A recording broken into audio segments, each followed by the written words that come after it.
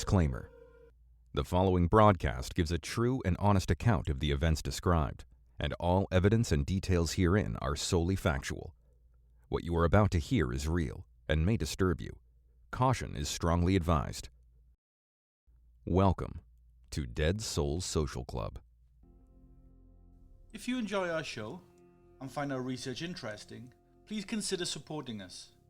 Head over to www.deadsoulspodcast.com and see how you can donate to our research and investigations and find other ways to support us. We really appreciate you stopping by.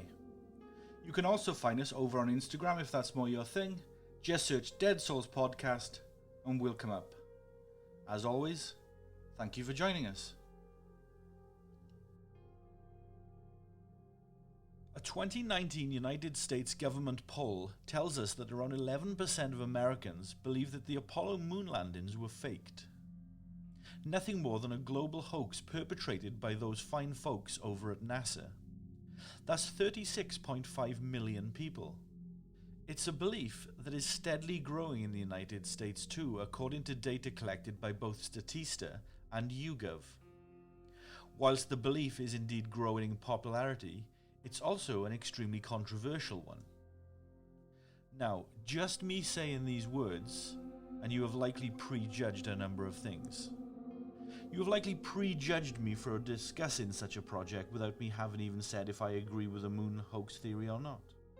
You've likely prejudged what this episode will be.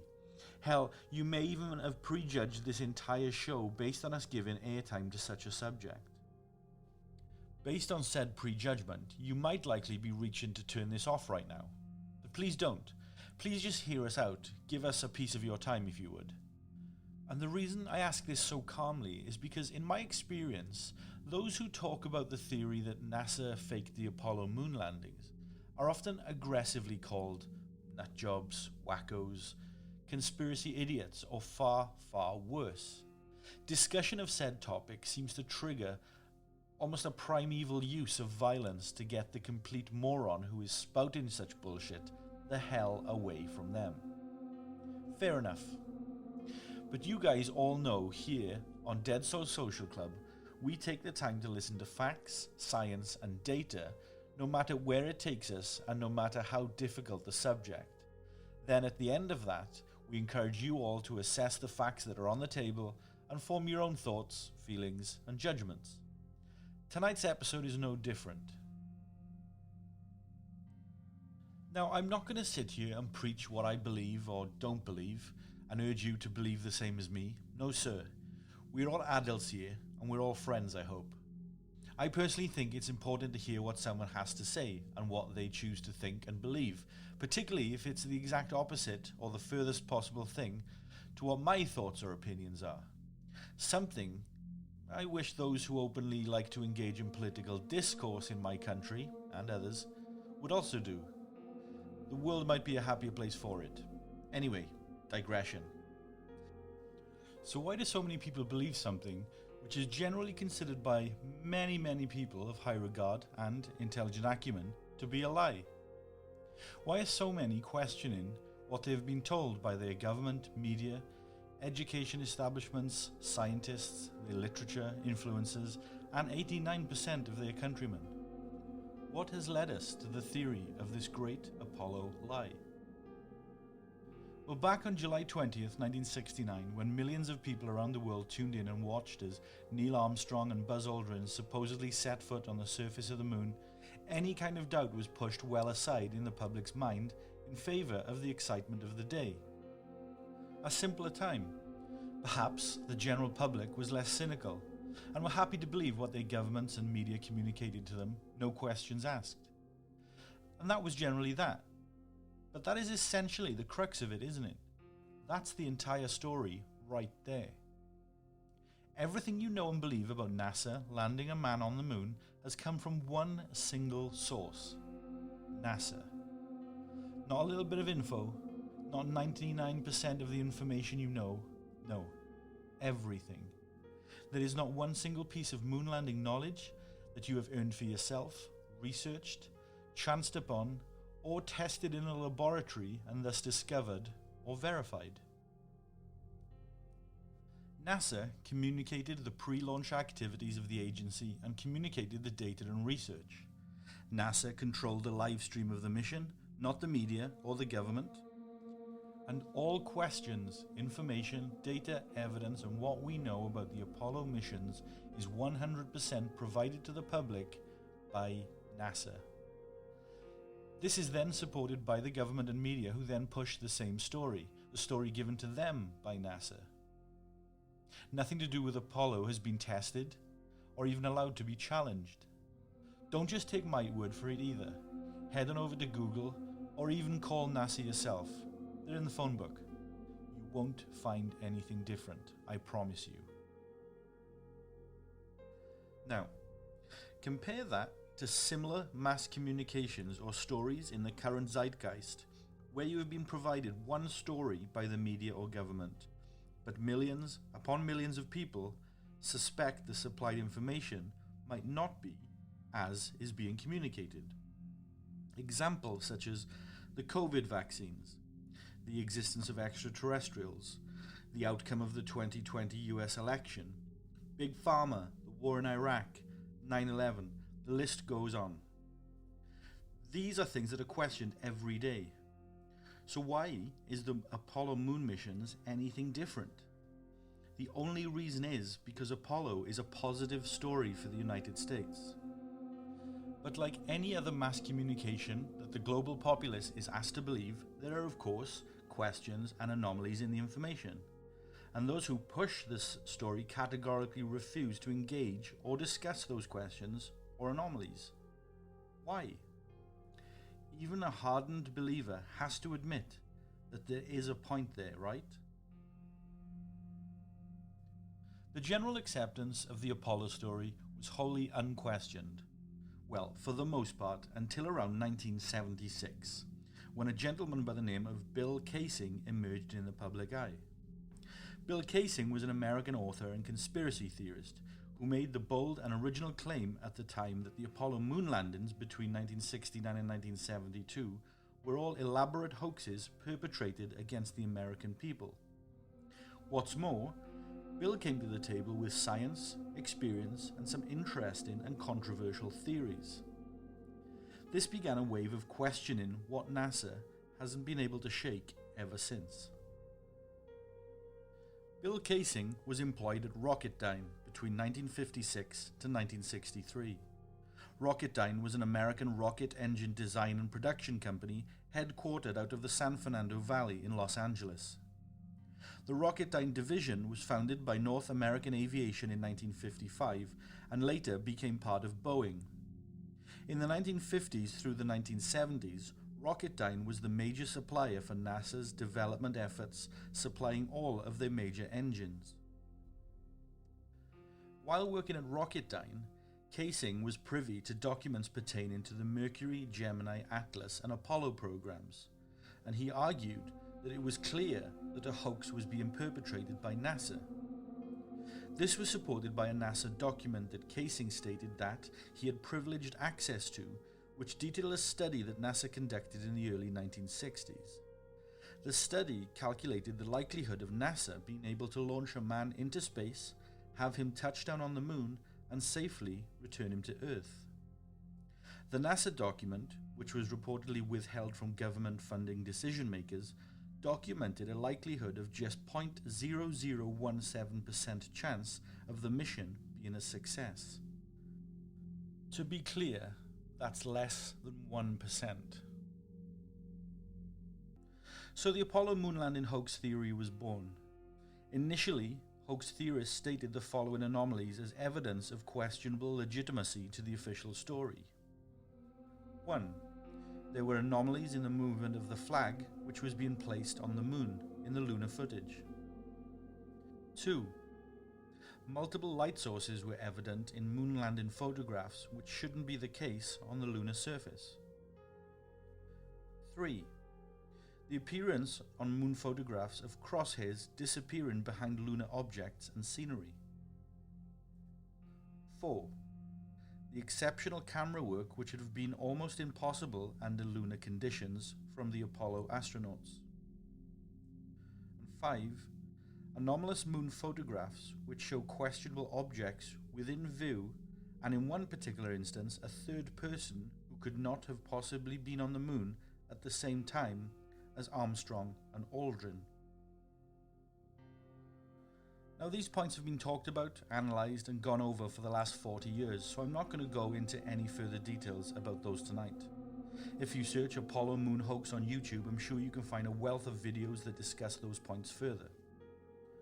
What I would like to do, however, is talk about some of the data and facts that rarely get discussed, but are by no means any less important. Now, I'm not an expert on this subject, nor will I pretend to be. So I reached out to someone who is an expert on this topic, and I invited him onto tonight's show to talk to us about things. His name is Marcus Allen, and those who take a particular interest in this subject will almost certainly know his name. But for those who don't, Marcus Allen is the UK publisher of NEXUS Magazine, which he introduced to the United Kingdom and Europe in 1994. NEXUS is the world's leading alternative news magazine covering health, future science, hidden history, the unexplained and UFOs. NEXUS originates from Australia and is now sold in over 100 countries including the United States and Canada. Marcus is now able to pursue his lifelong interest in the unexplained on a full-time basis. The moon landings and ancient Egypt are just two of the many taboo subjects that he has investigated, around which new questions have been raised that have yet to be adequately answered. Marcus has appeared on many television shows during the past 25 years to discuss the Apollo moon landing controversy on the BBC, UK Channel 4, UK Channel 5, Sky News, and Sci-Fi and Discovery channels, as well as being interviewed on numerous national, local radio and online shows in the UK and the United States, on Coast to Coast AM and The Conspiracy Show, for example. Marcus has also given many public presentations throughout Britain, Europe, and in Kathmandu, Nepal, which challenges the official story of men landing on the moon over 50 years ago. He asks anyone to prove him wrong when he claims that no human has landed on the moon. So firstly, I'd like to welcome Marcus Allen to the Dead Souls podcast. Marcus, I'm very honoured to speak with you tonight. Thank you so much for agreeing to do this and for sharing your time with us. Delighted to be able to be here, Jamie. Thank you for your invitation. Now, like many of those listening to this, I have some basic knowledge of the details that support the so-called moon landing hoax, but I wanted to get the perspective of an expert who could put things into far better terms than myself. So I guess my first question is, Marcus, why would NASA fake it? Because they couldn't do it. They hadn't got the experience. They hadn't got the technology. They didn't know what they were doing, but they had to be seen to succeed. It was one of the great propaganda achievements of the 20th century. Landman on the moon.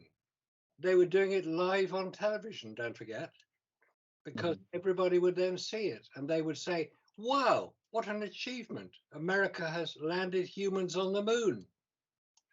Well, we all watched it. I watched it. I'm old enough to have been around when it happened. I watched it live on my little black and white television in London.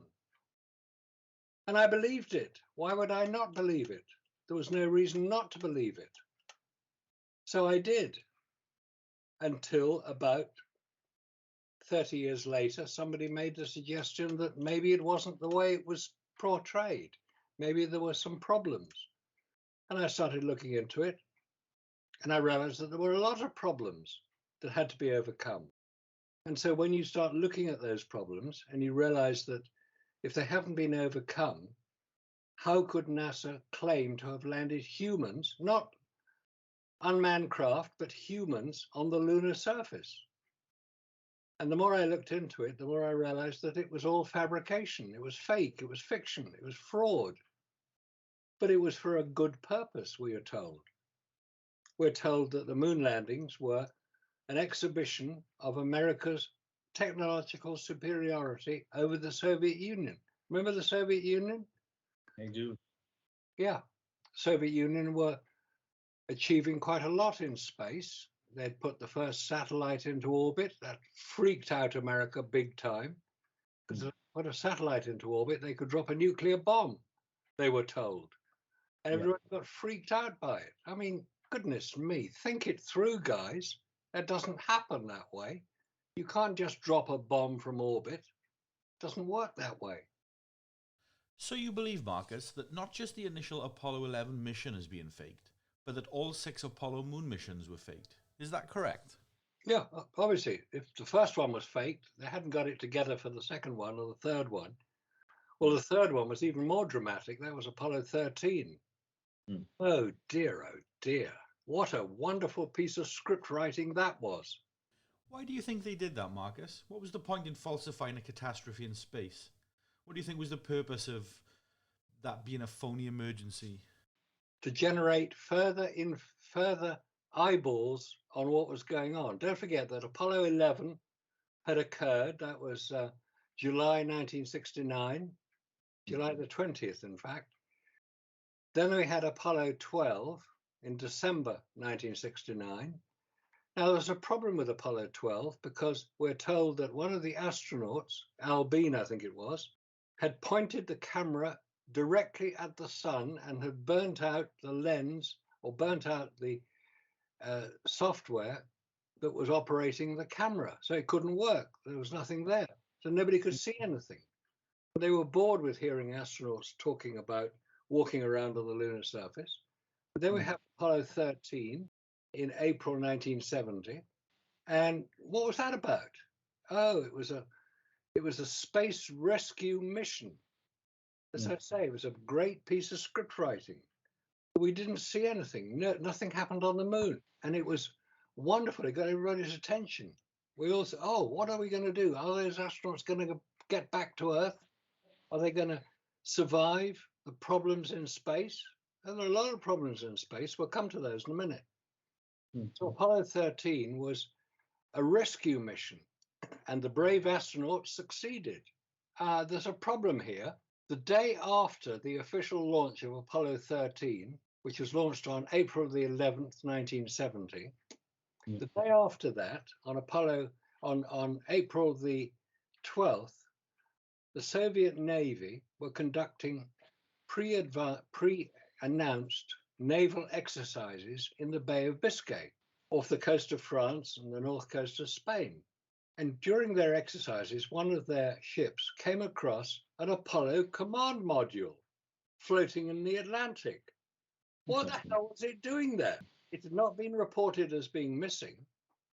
So the Russians, being interested in finding out what was going on, hauled it on board their ship, took it back to their main port at Murmansk in northern Russia,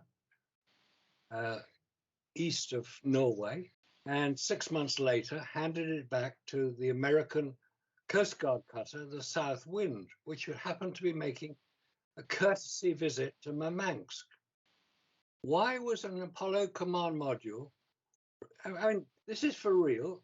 There are photographs of it in Murmansk. There are photographs of it being hauled onto the South Wind, the US Coast Guard cutter South Wind, and it's being taken back to the main port in Virginia, Norfolk, Virginia.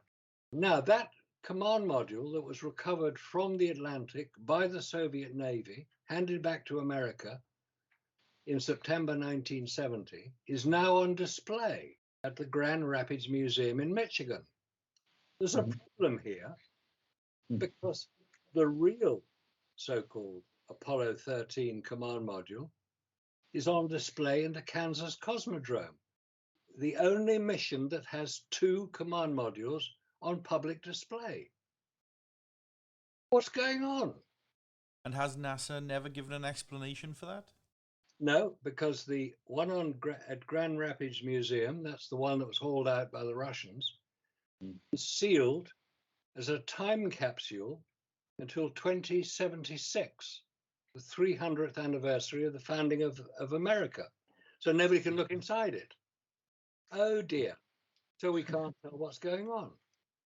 This is very, very weird. This is very strange. If it was a genuine, well, it's referred to as a boilerplate command module, i.e. a practice command module.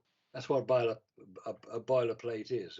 It's something constructed to look like the real thing, that is in fact not flight worthy. It's just used for astronauts to practice getting in and out of the command module as it's floating in the water, because they're all recovered in the Pacific.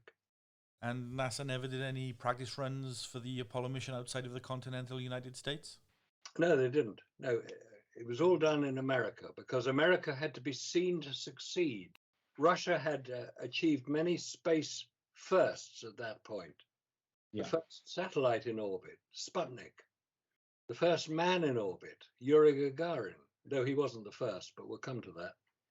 They were well ahead of America as space explorers. They had rockets, they had very powerful rockets, because their rockets were designed to carry nuclear bombs. I mean, around that time, nuclear bombs were quite big things. They weighed about 5 tons. So they had to have big rockets to launch them. So in the literature that you very kindly sent over prior to this interview, Marcus, you say that there are many unanswered questions and anomalies in the Apollo photography and film. Also, that there were significant holes in regard to how men could survive in the hard vacuum of space. Could you provide some further clarity on these comments, please? Okay. The main anomaly is the vacuum of space. We all know that space is a vacuum. There's nothing there. It's a vacuum. Vacuums have properties.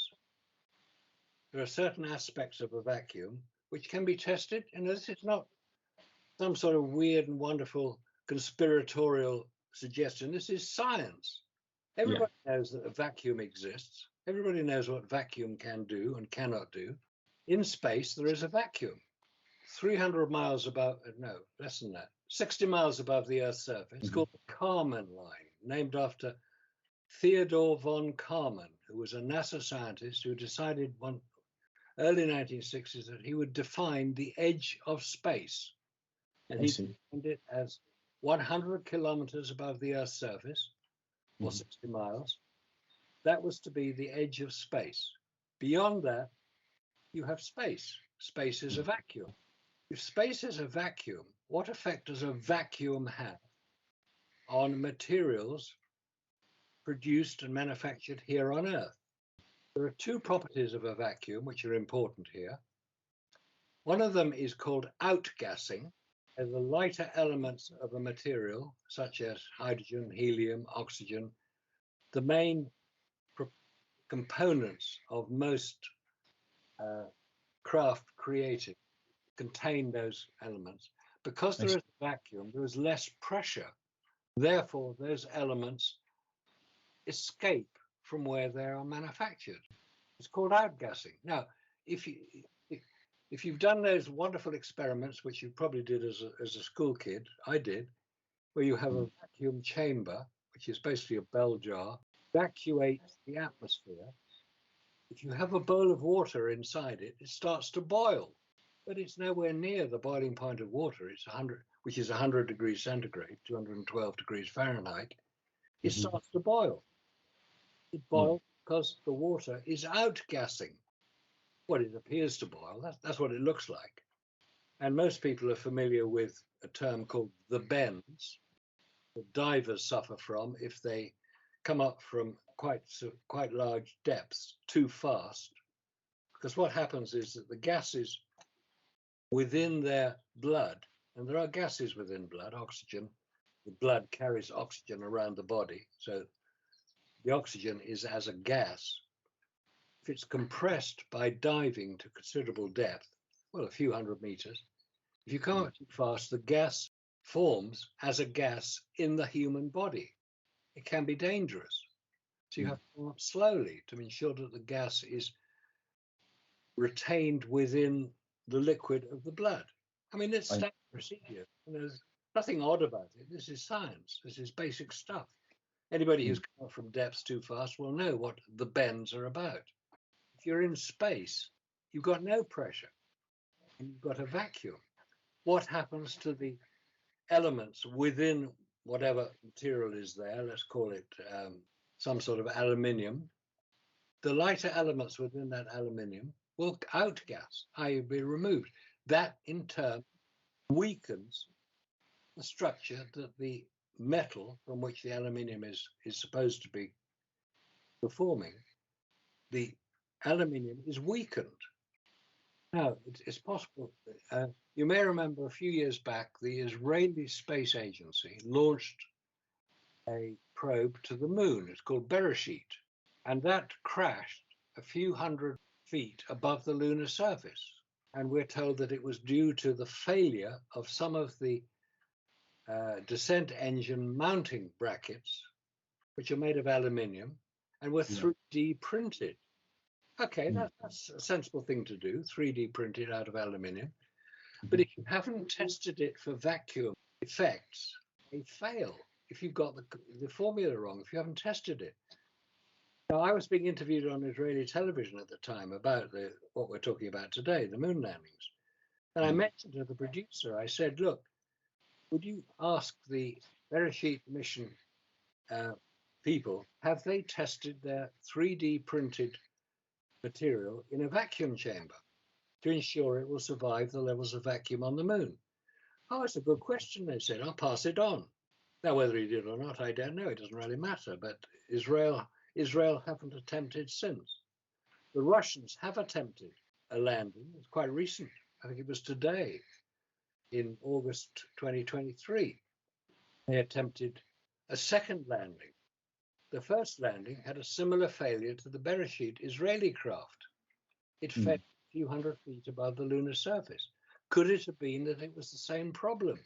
They hadn't tested the components in a vacuum.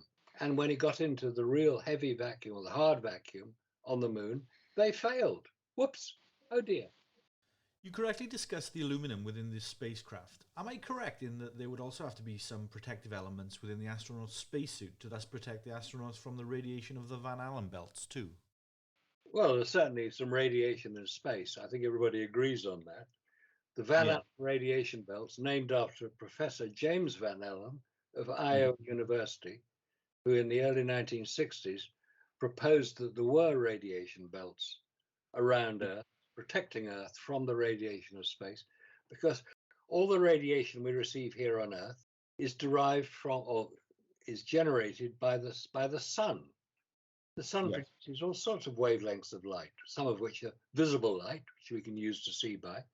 It also produces other wavelengths of light, X-rays, gamma rays, and other things which are not known to be conducive to human health. And those of us who are old enough to remember going through airport security when X-ray machines were first introduced, we were always told, don't put your camera or the film through the X-ray machine because it will damage it. Get them hand searched by the attendant officers. And that's what one did. I did it. I said, look, here are my film. I don't want to put it through the machine. Have a look at it. See if what I'm saying is correct, that they are photographic film. This is a key point. This is photographic film we're talking about here, not digital cameras. They came in 1975. So Apollo used photographic film. Now, a photographic film is damaged not only by radiation, but by vacuum. Where were all those lovely photographs taken of astronauts prancing around on the lunar surface, here on Earth under controlled conditions? For Apollo 11, it was more than likely Cannon Air Force Base in New Mexico, because that was where it was done. I took a look at the website for the UK Institute of Physics recently, and they hold some information regarding the NASA Apollo missions. It states that the astronauts, while travelling through the Van Allen belts, were exposed to an average of around 0.46 rads of radiation.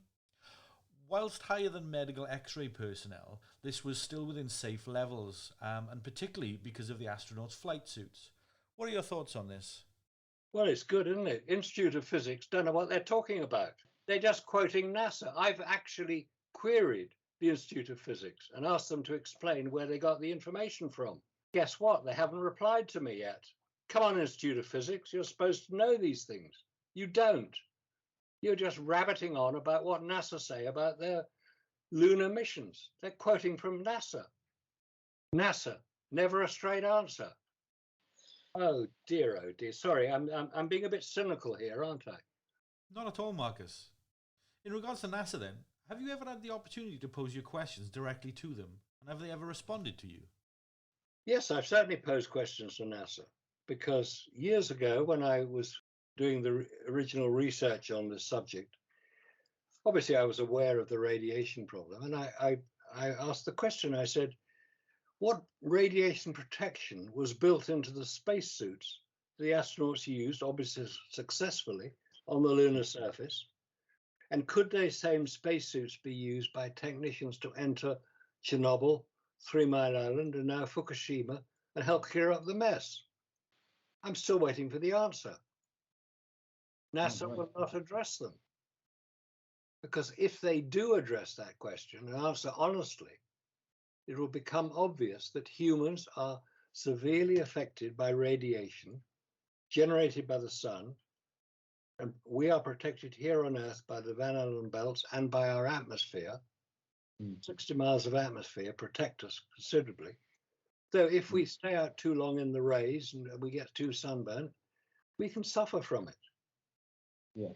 But we are sensible enough to know that we should not do that. So the idea of radiation, and this idea that you travel through them so fast that they weren't effective, is ridiculous. It's absolute nonsense. It took 2 hours for the rockets to travel through the Van Allen radiation belts. Even when they're done that, there's radiation all the way to the moon. It doesn't stop at the Van Allen belts. It goes on forever. You've got galactic cosmic rays from deep space. They're quite dangerous. You've got coronal mass ejections from the sun, otherwise known as solar flares. And you've got all these things that, and we're now being told that astronauts have got protective areas within the spacecraft that if there are solar flares, they can escape the main effects of them by going inside these chambers within their spacecraft. What are they talking about? They don't know what the hell they're talking about. The ISS, the International Space Station, and the Space Shuttle, and everything other than Apollo only went into Earth orbit and traveled below the Van Allen radiation belts, which started about 600 miles out to 25,000 miles. Yeah, so the only people who've ever traveled through these dangerous levels of radiation, which is what was described quite recently by NASA. We have to research these dangerous levels of radiation before we can send humans through them. Well, they sent them through them on Apollo and it seemed to be okay. Nobody died. So what the hell is going on? Never a straight answer. That's what you get when you ask NASA. Sorry, NASA, you've got to do better than that, because there are enough people out there now, like myself, and many other hundreds of researchers into space travel, human space travel particularly, to know what to expect. In the 1960s, we didn't have the information we have now. We do now have the information. We know that radiation is dangerous to humans. It affects our DNA. And radiation is cumulative in the human body. So we can get severely damaged by it. So the idea that humans can just travel anywhere they like, go out to the moon, prance around on the lunar surface, unprotected, is a fairy story. It's fake, it's fabrication. It's not real. Forget it. Humans have not landed on the lunar surface. And if anybody can prove me wrong on that, and I mean prove me wrong with scientific evidence, I want to hear about it. Because for 30 years, I've been saying humans have not traveled in space beyond the Van Allen belts. Prove me wrong. I spoke briefly about the UK Institute for Physics. One of the claims that they make on their website is that the landing sites of all the Apollo moon landings are now visible with the assistance of consumer-grade telescopic apparatus. I personally have never seen this, nor seen any available photographs of such online. Have you seen anything like this, Marcus, or do you think this is another example of the Institute simply quoting NASA information or press releases? Yeah, basically that's what it is. You can't see anything on the moon the size of a pickup truck, which is what the lunar landers are, from Earth with a telescope on. You can't even see them with a Hubble telescope because they don't have the resolution required to identify something as small as a pickup truck on the moon. You can use a telescope to see some of the lunar craters, They're about 60 miles in diameter. So you should be able to see them you can see them from Earth with a naked eye. The Copernicus crater, which is just to the left of center of the moon. Maybe you need a telescope to see some of the more detailed things on the moon, but you certainly cannot see something as small as a pickup truck on the lunar surface with a telescope from Earth. Forget it. I don't know what the Institute of Physics is trying to show here, but it's just repeating what NASA is saying. But if they're the Institute of Physics, they should know these things. They should know that there are resolutions of telescope. What object can be identified on the moon with a telescope? They should know that. It's not rocket science, it's basic physics. So come on, Institute of Physics, stop prancing about and trying to support NASA, because you're showing yourself up as being completely incompetent. A lot of the information on the website for the UK Institute of Physics seems to be the rebuttals for the most commonly raised reasons as to why the Apollo moon landings were faked. Issues such as the movement of the flag in the Apollo 11 lunar video, or the multiple light sources in the Apollo moon images. Essentially, the anomalies that have been argued again and again over the years. What are your thoughts regarding these anomalies and rebuttals, Marcus? Yeah, good question. I've read all of these. I've read them forever. Oh, there are no stars in the sky. Of course there are no bloody stars showing in the photographs. Anybody who understands photography will know that if you're going to set your exposure to ensure a correct exposure of an astronaut on the lunar surface directly illuminated by the sun, of course it's not going to be, the film is not going to be able to record the relatively faint stars in the sky. I mean, it's like trying to do that on Earth. You know, we could photograph stars in the sky if we point our camera up at the stars and expose for the correct time, which is usually a fairly lengthy exposure, to ensure that the stars show up on the film. Of course, now, this is a question very few people can answer. Who was the first person to make that comment? There are no stars in the sky. And the answer is Bill Kaysing in 1976, when he published his book, We Never Went to the Moon. Do you know why that title was chosen? It was chosen because Bill Kaysing, who was he's known as the fastest pen in the West. He was quite a prolific writer. And in the early 1960s, he was employed by Rocketdyne, who made the Apollo Saturn V engines, as a technical writer. And he said after he'd left Rocketdyne in 1963, quite early on in the Apollo program, he actually said there's no chance of them getting to the moon because they haven't got enough energy in the engines. But that's a technical question, which we can come to if necessary. But he also was very prolific in supporting the Vietnam veterans in the late to mid 1970s, late 1960s, 1970s. And the Vietnam War had a really devastating effect on American Army veterans. And one of them, who Bill Kaysing was talking to, said, "Why didn't you write a book saying we never went to the moon?" And Bill thought, "Oh, that's a good title. I'll try it." Hence his book. It was self-published because nobody wanted to publish a book at the time contradicting NASA's wonderful experience of getting to the moon. But that was where that there are no stars in the sky and why is the flag flapping came from. Now, it's 1976, we're talking nearly 50 years ago. And there's still people like the Institute of Physics are still parroting that as some sort of exposure of people who question the lunar landings. We've explained, I mean, I was trained as a photographer. I know enough about photography and using photographic film. I've used the Hasselblad cameras. I've used Kodak Ektachrome film. I know what film can and cannot do. I know how to read a photograph. You can look at a photograph and you can tell, if you know what you're looking for, the type of lens that was used, the exposure that was used, and various other technical aspects of photography. I look at those photographs and I can see that they could not have been taken on the lunar surface. because the depth of field that they are showing is far greater than the camera and the lenses that were used at the time, certainly on Apollo 11. Now, flags flapping on the moon is nonsense. The only time the flag is seen to move is when somebody is touching it, because they had a flag on a flagpole and the astronauts were trying to ensure that it stayed upright when they screwed it into the lunar surface. So they had to twist it backwards and forwards. Hence the flag appears to flap. But that's the only reason it is.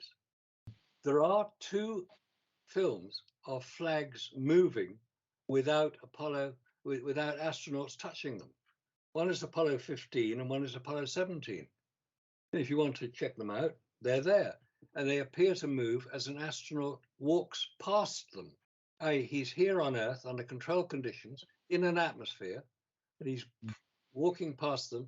And so the air that he is moving moves the flag. It doesn't move very much, and then the calculation can be made as to what the gravity is, because the flag is acting like a pendulum.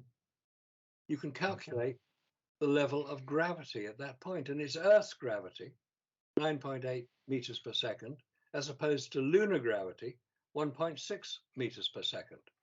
So forget moving flags, forget no stars in the sky, and answer the questions about vacuum, radiation on the moon, and heat in the spacecraft. Because the Apollo spacecraft spent 3 days traveling from Earth to the moon in sunlight the whole way. What temperature would be inside that spacecraft? That's a very good point, actually. Am I right in saying that the lunar surface temperature is a lot higher than the temperature here on Earth?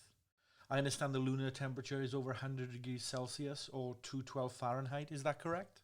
That's correct, yeah. On the moon, because there's no atmosphere, there are no clouds, there's nothing to stop the sun hitting the lunar surface with its full energy. The temperature on the moon is around 250 degrees centigrade, hotter than a boiling point of water. And at night, it's minus 200 degrees centigrade, i.e. very, very cold, because there's nothing to keep the heat in. Now, people will say at this point, oh, the moon is just like the Earth. It starts quite relatively cold in the morning, and the lunar day is 14 Earth days because of the time it takes to orbit the Earth. No, forget it. As soon as the sun hits the moon, the temperature increases very rapidly indeed. And the evidence for that is quite straightforward. When the first shuttle missions were launched and some of the astronauts in the shuttle were asked to work outside the shuttle to repair various parts of the space station and other satellites that they were trying to recover, the Hubble Space Telescope being one of them.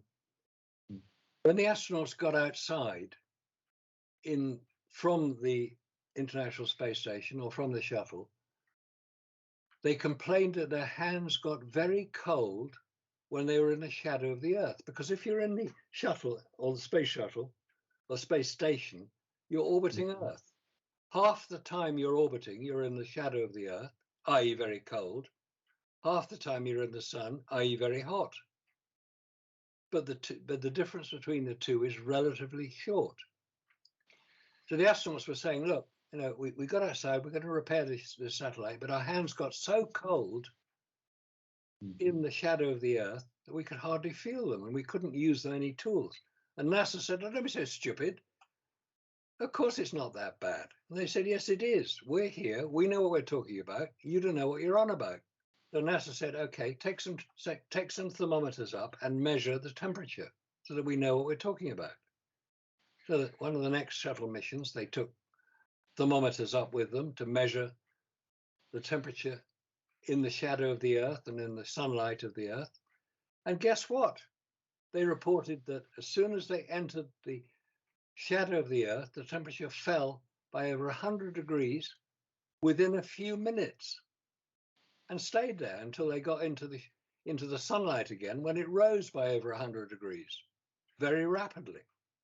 Sunlight hitting any object in space will affect its temperature immediately.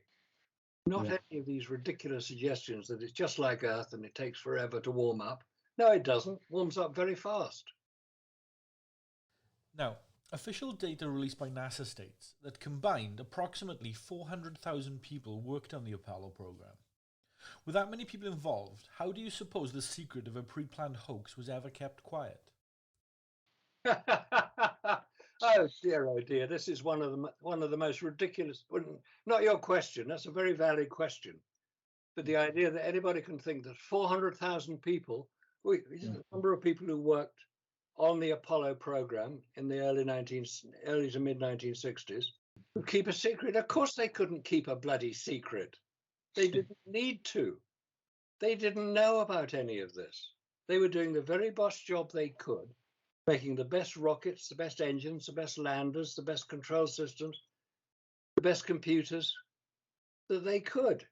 They had no knowledge of any fabrication, and they watched Apollo launching the same way we all did, on television.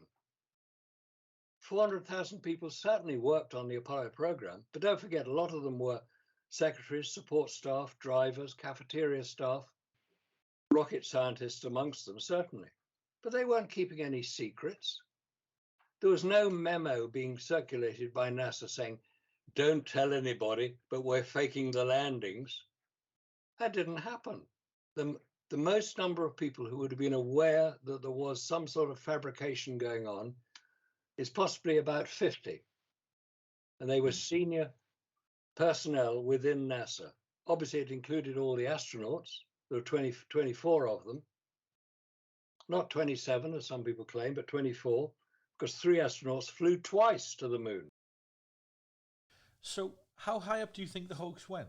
You say around 50 people were involved. Was the president aware, do you think? Was it a CIA intelligence operation? Who called the shots?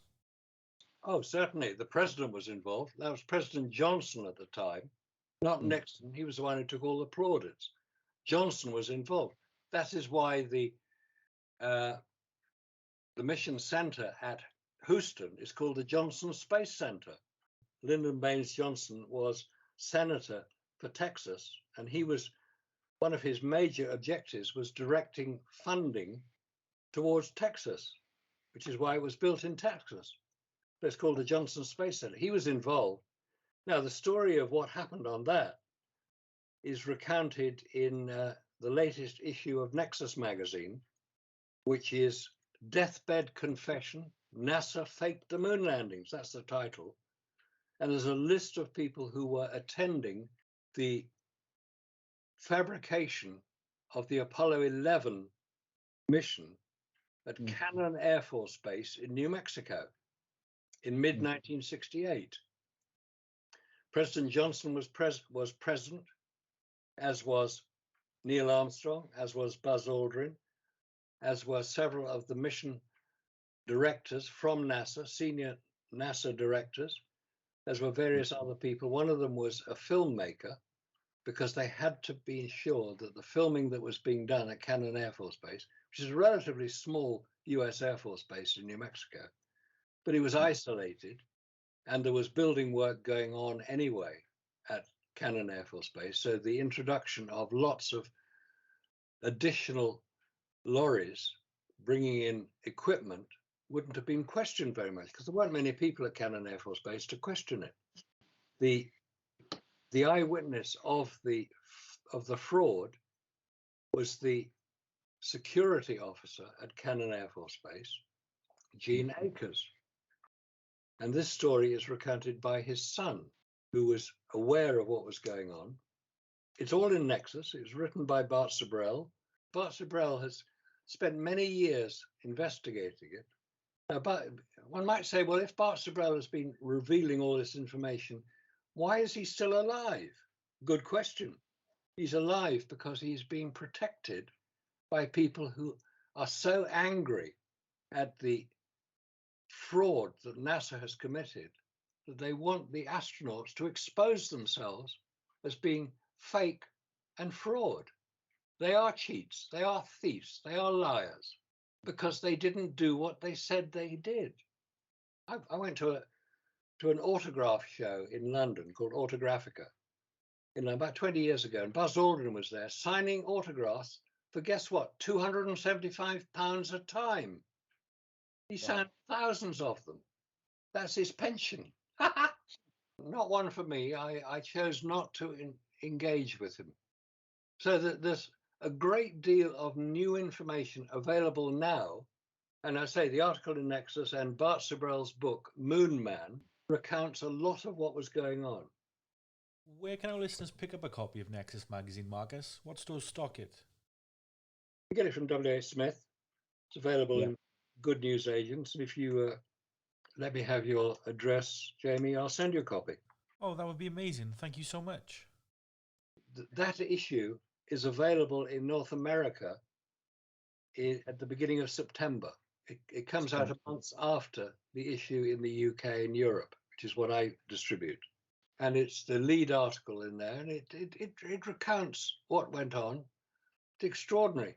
Go Cannon Air Force Base, that's where it all happened. That was for Apollo 11. Now, a lot of the filming that was done, I say, not television, we've all seen it on television, haven't we? We all watched the Apollo landings on television. How do we know that's real? Oh, it must be real. It's on television. I've seen gorillas climb the Empire State Building in King Kong. I've seen dinosaurs chase kids around kittens in Jurassic Park. Is that real? No, it's Hollywood at its finest. This is what was going on. It was fake. It was fabricated. It had to be done. Now, the reason it was fabricated was because you have to go back to when Apollo happened, the late 1960s, early 1970s. What else was going on in the world at the time? The Cold War was getting hot. The space race was ramping up. The Vietnam War was getting very unpleasant. Presidents were being assassinated. Senior politicians were being assassinated. America was falling apart. There had to be some good news. Apollo was the good news. Nobody was going to die. Everybody was going to cheer. But it was fake. As I've described it, it's a brilliantly executed propaganda exercise. What was the opinion of the moon landing at the time in places like the Soviet Union? Did they just buy what the United States was saying, or was there some kind of skepticism there? At the time it happened, there appeared to be considerable congratulation being offered to America. That's because the Soviet Union, as they were then, were hiding certain events which they probably America knew about, but they prefer America did not publicize them. The Soviet Union was quite a secretive place. The driving force behind the Soviet space program was a guy called Sergei Korolev. During his lifetime was known only as the chief designer, because he was so important to the Russian space program or Soviet space program. It was only after his death in 1966, following a failed operation, very unexpectedly died, and there was nobody to succeed him. So they were in basically the Soviet space program was in a bit of a quandary. How do we deal with it? Now, if you move forward a little bit to the Chinese space program, which is quite successful, they've landed unmanned craft. Note unmanned craft on the far side of the moon. It's called the far side of the moon because we never get to see it. It's not called the dark side of the moon. That's the record by Pink Floyd. And the Chinese have landed a craft there, which is quite an achievement. Now, I have a friend who works at the Chinese Space Agency. He's American, so obviously it's a bit unusual, but he works there. And he said, on many occasions, he said, nobody in China believes America landed humans on the moon. It's just not possible. It's taught in our universities. It's taught in our schools. We know it's not possible. Not just the radiation, not just the heat, but the vacuum as well. We know all about that. But we're not going to out NASA. Not going to out NASA. We're not going to show America up for being the idiots that they are. We're going to continue to support them. We're not going to talk about it because we want their cooperation. They've got a lot of good information that we can use, and we do. So we're not going to out them. We're not going to blow the whistle. We're not going to tell them America's failed to land on the moon. What's the advantage to us to do that? It's much more advantageous to us to keep quiet, maintain the fiction, and take the benefits. And that's what we're doing. I just want to touch, before we finish up here, Marcus, on the story of Thomas Barron. Are you familiar with what happened to him? I understand that he came forward with some controversial information that he had unearthed while working for North American Aviation. Yes, Thomas Barron was the safety officer for North American Aviation, who had constructed the Apollo command module. And this is Apollo 1, the tragic fire that killed 3 astronauts. Because they were so incompetent, they filled the thing with oxygen. It was a test at Houston, a test at Cape Canaveral, which became Cape Kennedy, of the Apollo 1 mission, with Gus Grissom as the commander, Ed White and Chaffee as the crew members. And they were inside this Apollo 1 spacecraft. It was a test. It was filled with oxygen under pressure, 22 pound per square inch pressure, which would give them the difference between pressure in space, where there's no external pressure, and the internal pressure of the craft. So they had to pressurize it at 22 pound per square inch. Well, guess what happened? It exploded. That's what oxygen does. Oxygen is very useful. We breathe it in. It helps keep us all alive. But under certain conditions, oxygen can be deadly. And this was one of the occasions. You put it under pressure. Thomas Barron was the safety officer for North American Aviation who had built the Apollo command module. And he had written a 500-page report on the shortcomings and what needed to be done to ensure that it could be utilized in space. There was a shorter version, a 50-page version, which was presented to Congress when he testified in front of Congress about what happened. And a few days after his testimony and the presentation of the 500-page report, which had never, ever surfaced, nobody has ever seen it, he was killed in a car crash on a level crossing by a train, we're told, that was operated by NASA. Oh dear. His wife and his daughter were killed at the same time. Oh, it could have been a coincidence. It could have been one of those accidents which do happen in life, but it just seemed to be a little bit more coincidental than that. When the coincidences stack up, you have to wonder if it's real. So yes, Thomas Barron did die, unfortunately, just after his report was issued. And the report has never, the full 500-page report that he wrote about the shortcomings of the North American Aviation construction of the Apollo command module, Apollo 1, has never, ever been seen. Interesting. Marcus, do you ever think we'll get to the moon? Unmanned craft has certainly got to the moon. There's no dispute about that at all. Humans, on the other hand, no. No human has ever got to the lunar surface, let alone walked across it, and certainly not returned from it alive. That can't happen. Unless anybody listening to this, and I hope there are a lot of people listening to it, some in America, I'm sure, will be able to correct me if I'm wrong. So just address your concerns and how you think I'm wrong to either nexusmagazine.com, go to the contact section and you can write to me there, or to a website which has all this information, aulis.com, AULIS.com. So contact there and you can write to me if you want to. So tell me how wrong I am, or conversely, tell me how right I am. Because I've yet to be persuaded after 30 years of research into Apollo that I am wrong. Prove me wrong. Prove me incorrect. Come on, there must be somebody out there who can do it. And if anybody at NASA is listening, I want to hear from you as well.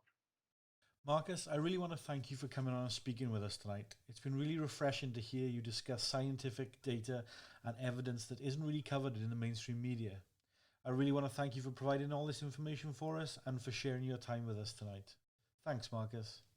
Well, thank you, Jamie. I appreciate the invitation, and I hope it's been of benefit to some people to hear it. Well, me certainly, if no one else at all. Marcus, thank you. Okay. Well, that's it for tonight's episode, everyone. Hopefully, if nothing else, you have listened to what Marcus Allen has shared with us and have been able to form your own conclusions regarding the Apollo moon landings. Whether you believe the landings happened or agree with Marcus in that they were an elaborate hoax, you have to admit that there certainly is some strange and compelling questions that surround the story. Until next time, my friends. Thank you for taking the time to listen to our show tonight. Be sure to leave us a 5-star review on your chosen podcast platform and subscribe to our show so that you never miss an episode. Our shows aren't sponsored by any company or corporation, so any support you can give us goes a long way in supporting the work that we do. From all of us here at Dead Souls, sleep tight.